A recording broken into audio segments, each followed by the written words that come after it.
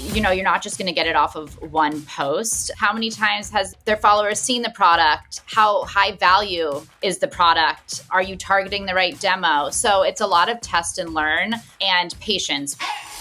You're listening to Stories from the Top, an inside guide to better business development.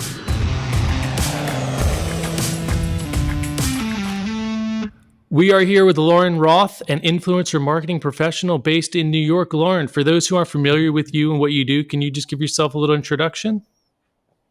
Yeah, so as you mentioned, I'm Lauren, based in New York. I've helped consumer brands really scale their influencer marketing program, as well as focus a lot on social community engagement, whether that be, conversing with people through their socials and building their following, as well as in-person brand activations.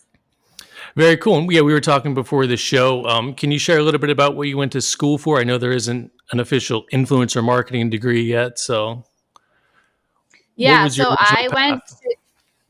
I went to Villanova University. I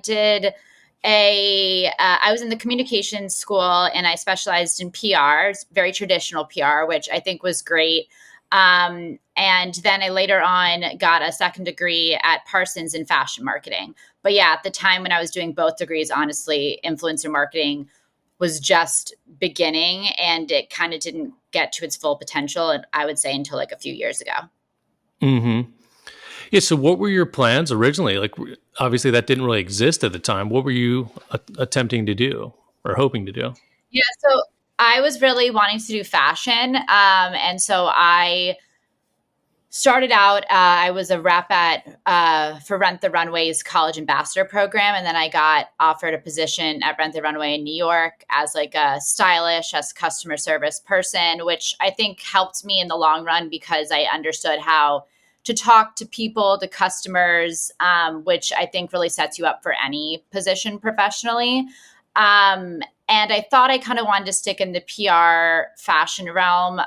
But then after Parsons and getting a few cool internships under my belt at like Vera Wang and Jimmy Choo, I realized I kind of was looking at other opportunities in marketing and landed at a startup called Otherland, which is a direct-to-consumer candle company. And I was their first hire or full-time hire, kind of all-encompassing community. Very cool. So when was that transition into like, hey, I want to do specifically influencer marketing? So that kind of landed in my lap because Otherland had an agency they were using, but they were really wanting to focus more on brand awareness and seeding efforts. They, like many companies they work with, have a tight budget, and they're really wanting to see how they can utilize influencers and build relationships as well as awareness with a small budget. So they decided to part ways with the agency they were working with, and we brought influencer marketing in-house. And I really helped build that from the ground up, doing things like product-only campaigns, seeding, paid activations. We did one at Rockefeller Center, and really engaging the community, which proved tough during COVID when I was there, but was pretty cool because I was there after that as well. We got to meet a lot of influencers in person and continue to kind of build out the program. That's really awesome. And I'm pretty new to influencer stuff. I know a lot of people are still very confused by it. Can you kind of just give us a overview of what the campaign formula actually is for an influencer marketing campaign? Well, I think it really depends. There's all different types of influencer campaigns, and I think it also depends what kind of company it is. From the brands I've worked with, it can kind of range, like I mentioned, from paid to product only to seeding efforts, which seeding means like sending product with no guarantee of posting. It's really just a way to build a relationship with an influencer and see how they respond to the product as well as their audience. And then finally, there's affiliate, which a lot of people I think are confused with affiliate because there's PR affiliate, there's influencer, there's customer, referral programs that can kind of be considered affiliate. But influencer affiliate tends to almost sometimes get lumped into a paid partnership for those wanting to kind of give more opportunity to an influencer in a paid capacity. Hmm. Very interesting. Yeah, I know I saw people, someone I saw, it was like a year or two ago, they're having a yard sale and they were an Amazon professional reviewer. And like they had tables and tables of all this free stuff they got, which I'm guessing they got paid for reviews plus the stuff. It's crazy how many different configurations there are with this whole industry. Yeah, and I think now with like TikTok Shop and all of those, like, I mean, I'm constantly targeted, and I think it does kind of make it harder to get affiliates who really show their genuine interest in the product. It can convert, and something I'm sure we'll talk about at some point. But there are also different types of creators. There's some who, are great with focusing on high quality content and creating that for your brand. And there's others who are high converters who, may not have as high quality content, but they have a customer base that really trusts them and like is quick to buy the product they're showcasing to them. Yeah, I was going to say, what is the strength of an influencer campaign versus just a really well done, say, like a video content campaign or something like that? Yeah, so I mean, I guess there's UGC, which is video content. That's a separate category than influencer, though some influencers do UGC.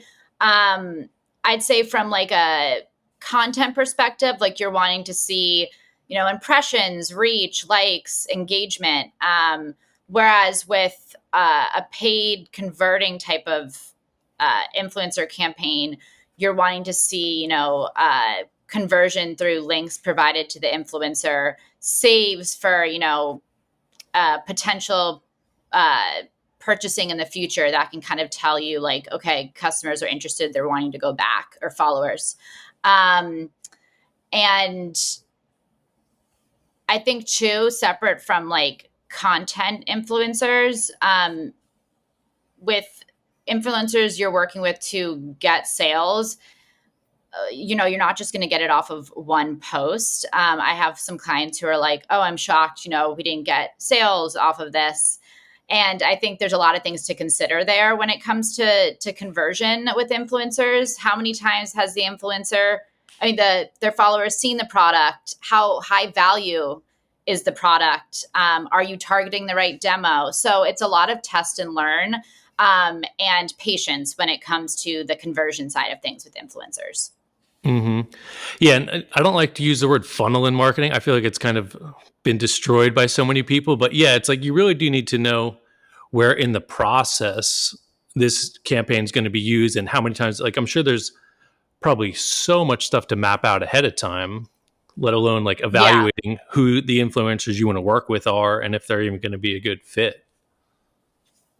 Yeah, I think that's true. But I do always say, like with influencers in general, you can really use them throughout the entire marketing funnel, from that initial brand awareness to that conversion. And also, one thing that people don't consider in terms of the ROI is you're able to repurpose that content when you get rights in so many different places. And a lot of brands don't utilize that when they get those usage rights, like testing through ads, putting them the content in email and seeing how it performs better than their traditional, putting the content on their website to really show how the product can be used, and really give that like humanizing factor to the brand.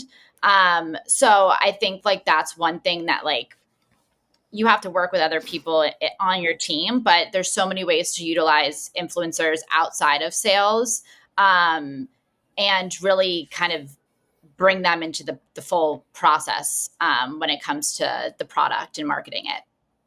Yeah, so the content itself is valuable because I always think of it as like you're paying to basically get an honest presentation in front of their audience is really the value. That's at least what I think of with influencer marketing. But you're saying just reusing that content yourself just to show that here's a third party endorsing this is pretty powerful too. Yeah, I mean, with a lot of my clients, we've been utilizing the influencers, yes, to post in their feed, but the content is really powerful to utilize for the brand on their own social channels.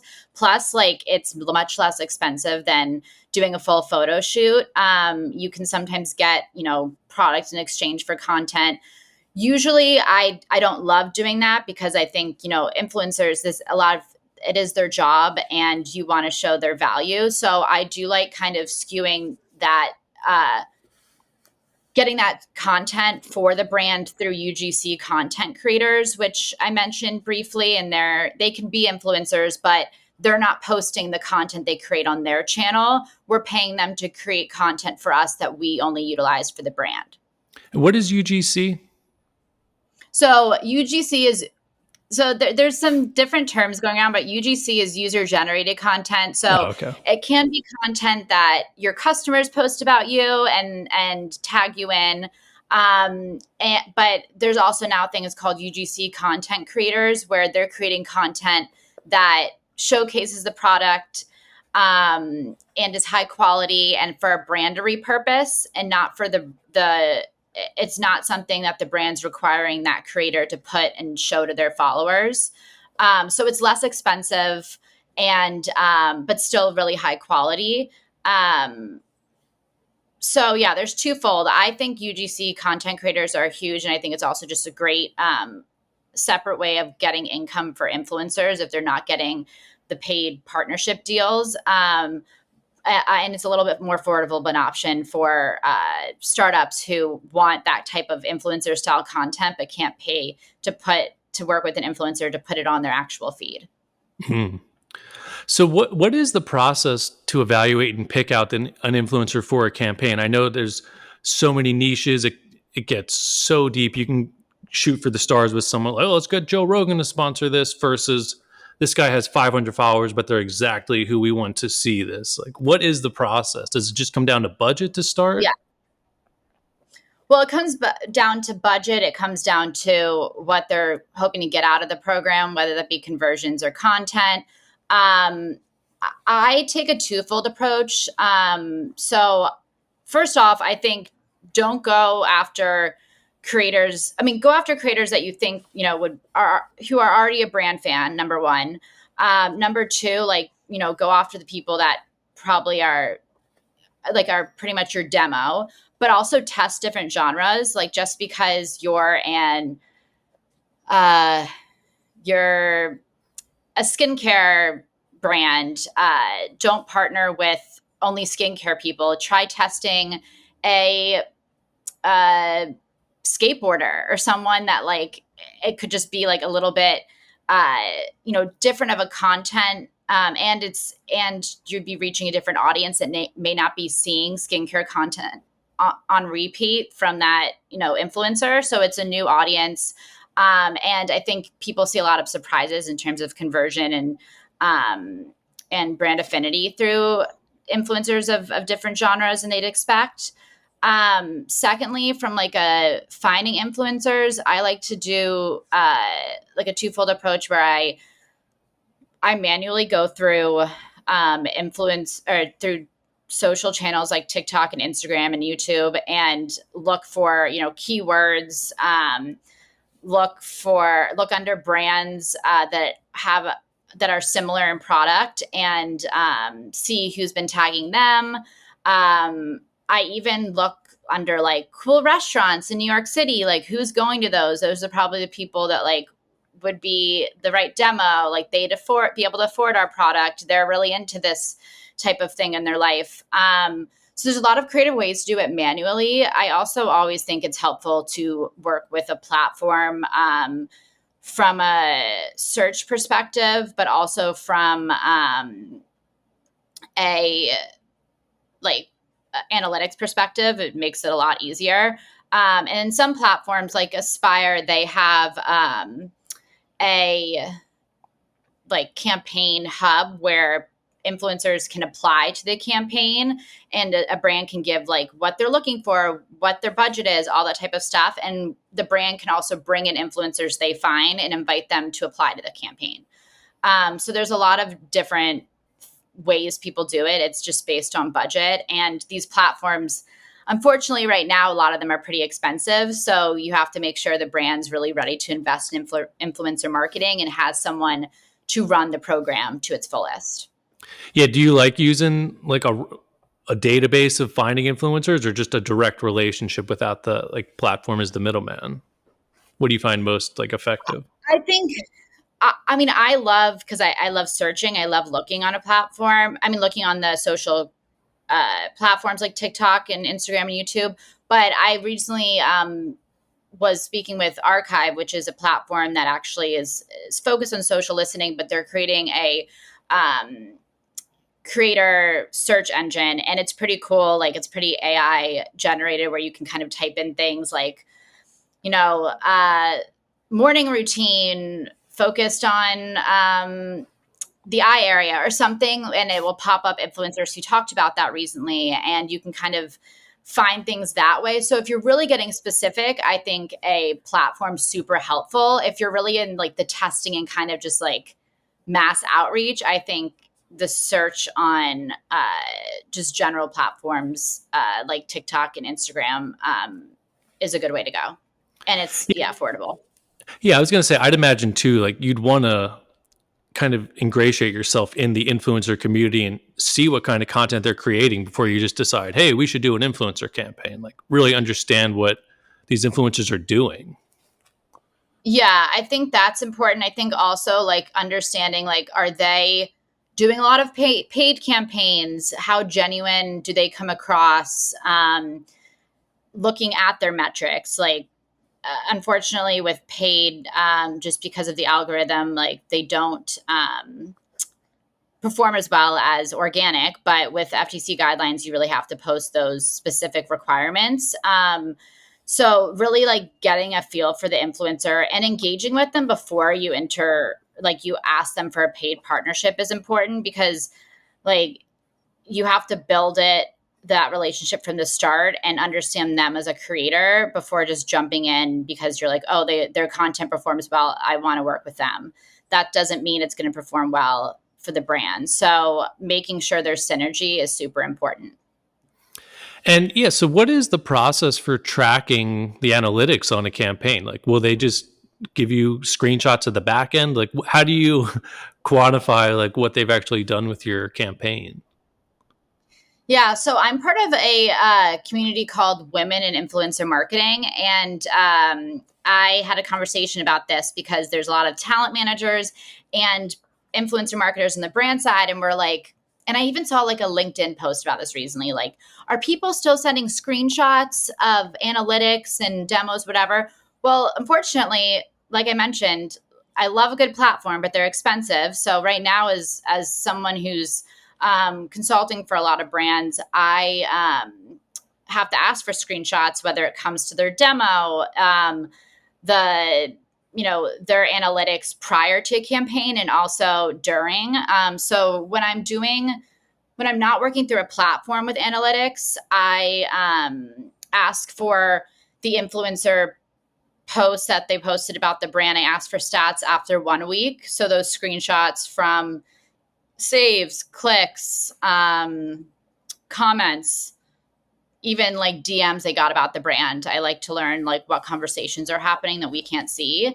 And then also a month later, because sometimes, a post can go viral after several weeks or several months, just because there's not an immediate like wow moment for like the engagement doesn't mean that content can't perform well months from now.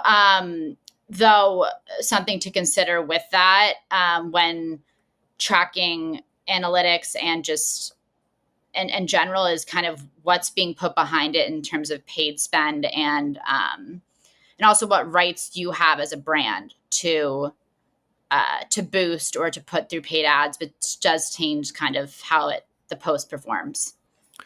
So you'd like pay them to boost their own post type of thing? So the brand gets access to the influencer's account to boost, and that's part Okay. of something that can be put in an agreement for with the influencer. Typically, like from a paid ad perspective, that is an additional cost than just your general paid campaign where they post on their channel.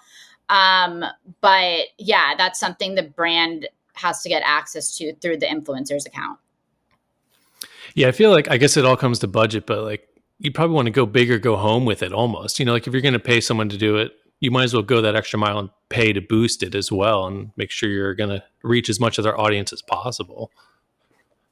I think the boost makes sense. I think paid ads are different, like doing like um, allow listing, which is like doing an ad through the brand's to the influencer's account is a little different. I think though you do want to see how it performs on its own before automatically going into boosting. So I think adding boosting and paid ads component or discussion into the contract's important. So if you don't agree to it now in terms of payment, you can circle back on it in a few months and still kind of test that content.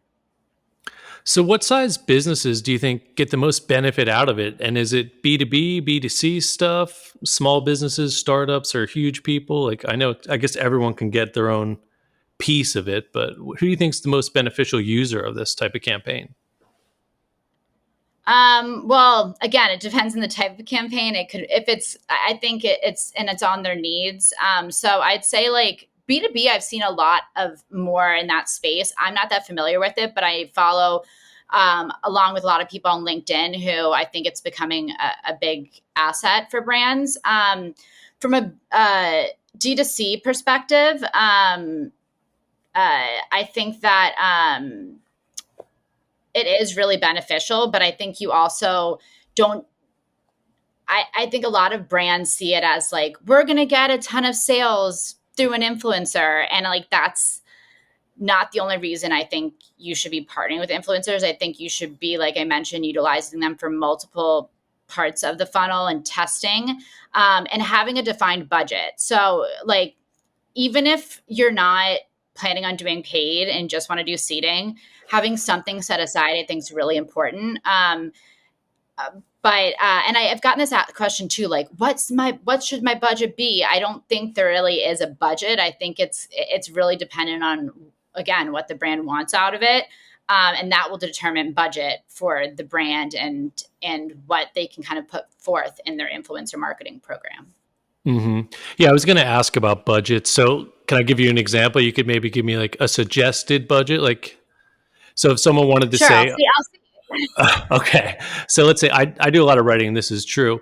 If I wanted to self publish a book and find a book reviewer who's in my genre, maybe they're not huge, but they have whatever, 5,000 followers. I wanted to get Mhm. them to maybe help promote a launch of a book. What would be like a reasonable expectation for a budget for something like that, for like a single post or maybe a follow up in a couple weeks? Did you mention the follower count and the Maybe like engagement? 5,000 You said followers. 5,000. I mean, again, there's a lot. You have. It depends on what you're asking them. I guess you said posts and a follow up. I mean, I would say a couple thousand, like three to five, if you're putting in as much as you want um, into it, like rights, usage rights. If you're wanting like a story, a static, yeah, I would say probably 3,000 is what you're looking at. But again, it's like very unique. And I think why I say like a budget's important is like going in, it's great to learn what a influencer costs, but going in with your budget sets expectations for the influencer and yourself, and it leaves room for negotiation. I've had times where like I've come in and been like, hey, how much, or I've said like, this is our budget. And they're like, well, it's actually, I cost 20,000 for one TikTok. And so like, okay, they're not going to negotiate. But like, I think a lot of influencers are willing to. I think too, they're wanting to build relationships with brands where it's a long-term partnership and not just a one-off campaign. So building that into the influencer contract and just overall relationships, a big win for the influencer and the brand.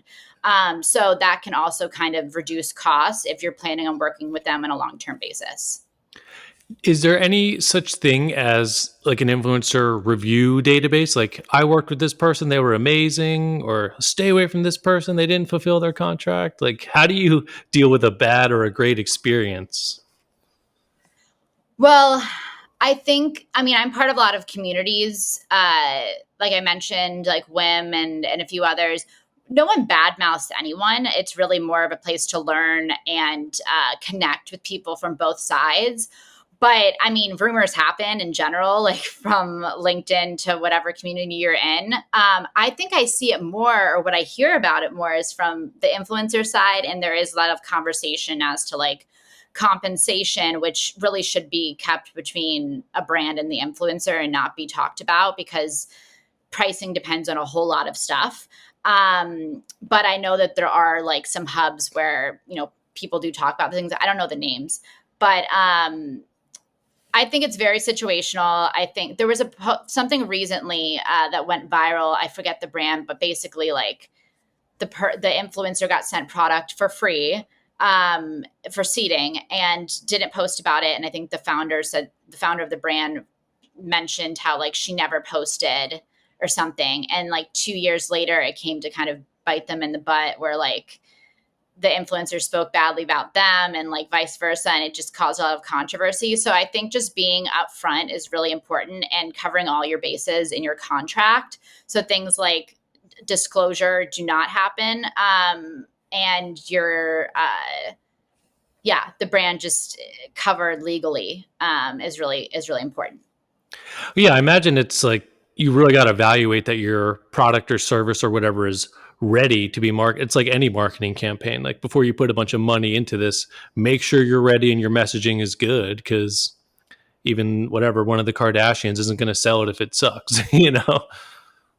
Yeah, I think that's a big thing. And one thing that I do that I think is great is I work with a lot of startups where the founder really has a voice and they really build the relationship with the influencer as well. And we like to get on calls with people we just started affiliate partnership with, or UGC, or whatever, that we can make time for. And I think a lot of influencers value that, maybe more so the smaller ones who have the time to really build those relationships. But I think there's a lot of value in feeling and these influencers feeling special, and like they really know the brand. Okay, great. Well, we're going to continue talking about this in some future episodes. Before we wrap on episode 1, Lauren, is there anything you want to share? How people can get in touch with you? I know you're looking for work right now. You're still freelancing, have your own business going, but you are looking for something full time. Anything you'd like to Yeah. share? So yeah, you can find me on LinkedIn at Lauren Roth. That's probably the best way to connect. And yeah, just DM me. I'm always open to chatting, connecting, learning from others in this space, and also kind of hearing about new opportunities that may be full-time or freelance. Awesome. Well, Lauren, thanks again. In our next episodes, we're going to talk about influencer marketing on a scrappy budget and how to actually build relationships with some of these influencers in real life, which is critical. That's what we love to do too here at Edge of Cinema. We're big fans of in-person networking and connecting. So thanks again, Lauren, for coming on the show. Thank you. Stories from the Top is your guide to successful business development. Subscribe wherever you get your podcasts, or find Edge of Cinema on YouTube. Stories from the Top is an Edge of Cinema production, hosted by Matthew Skura and Jeremy Schmidt. To learn more or get in touch, visit edgeofcinema.com/podcast.